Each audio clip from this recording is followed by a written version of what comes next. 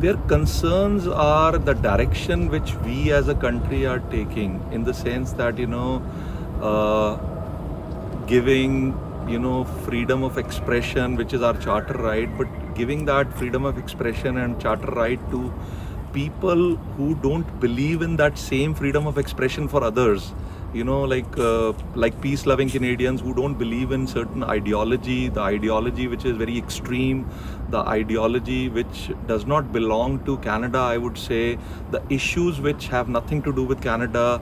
When people come out and create differences in the society, they disturb communal harmony, they work with nefarious agendas to derail the relationship between the two countries.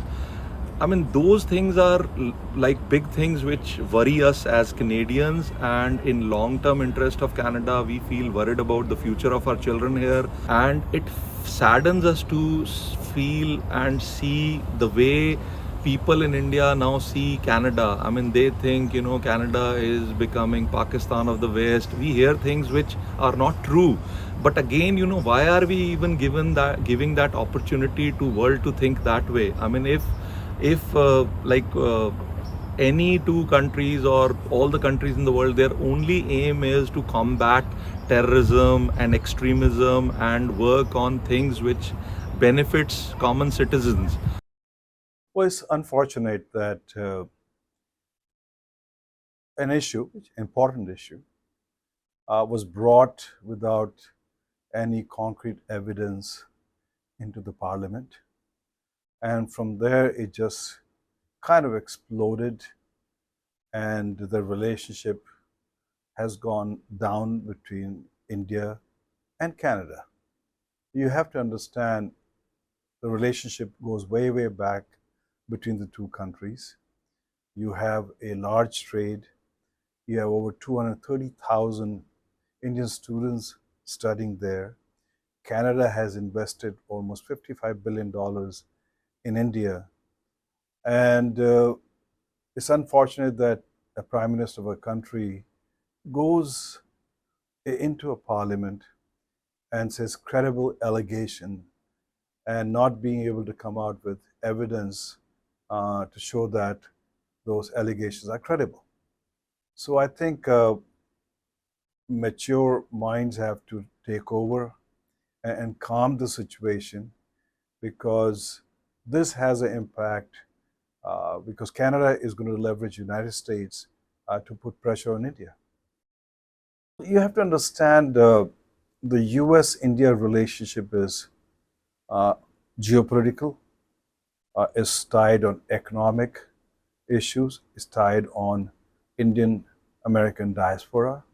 Yes, it will have an impact, but in the long term, the relationship will continue to grow deeper and broader itself. Two factors. One is domestic politics. Uh, Basically, what we are seeing is that NDP, which supports the Prime Minister Trudeau, is a Sikh-dominated party. And so you have to have that vote coming in. So domestic politics took over, I would say, national interest, and that's pity, because you always drive national interest first before you drive domestic politics. So that's one. Second is the conversation between Prime Minister Trudeau and Prime Minister Modi for the second time was not very warm and healthy, and I think that felt Prime Minister Trudeau felt upset about that, and that also rolled into his statement in the Parliament itself. Well, you have to understand, India is a rising power. India will one day be a great power. Yes, India has to be a responsible power. And so I think as far as the market goes, geopolitics goes, India's importance will get more and more stronger. So I think we have to understand nations have to protect their interest. In this case, you have Khalistanis for the last 20 years basically creating challenges for India.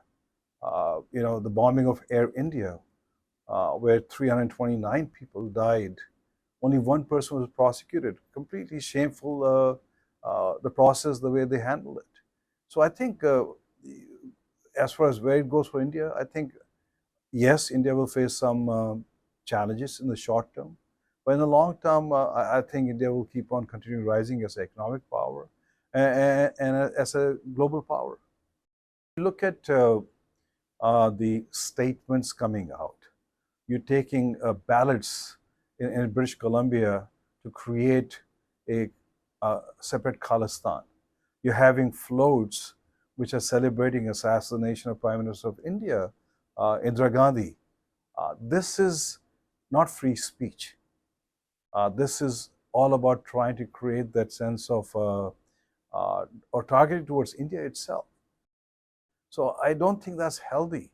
And Canada should have talked about this, worked with India from that perspective, and basically let these terrorists continue to play a pivotal role. We talk Najar as a simple plumber, but if you look at his background, he's a convict. And they talk about him, using machine gun in a shooting gallery itself. So I think the story and the narrative from Canada is so different than the story and narrative from India perspective. And I think both countries have to sit down and find out what's the protocol to deal with this. So what we have seen is the progressive left, especially the media, seems to project him as a demagogue, basically not understanding that here is a government in the last almost 9.5 years, has brought 300 million people out of poverty. They talk about human rights, religious freedom, and India has always been chaotic from that perspective. From the day of independence, when we had partition, we had millions of people died. I come from a small town in Meerut where you have a population which is 50% Muslim, 50% Hindu, and if you didn't have a communal rights in the summer, it was not a good summer. So I think that continues. So I think to be able to make the Prime Minister a demagogue, I don't think that's healthy. US has strong leadership. US has maturity to deal with these kind of issues, and US has national interest to protect. And US national interest is to align with India, dealing with a very assertive, aggressive China itself. So I think that will not get derailed. I believe that, yes, you will have some kind of a cooling period, but overall the relationship continues. Yes, it does benefit because if it can derail the relationship between India and the US, it is in the interest of China.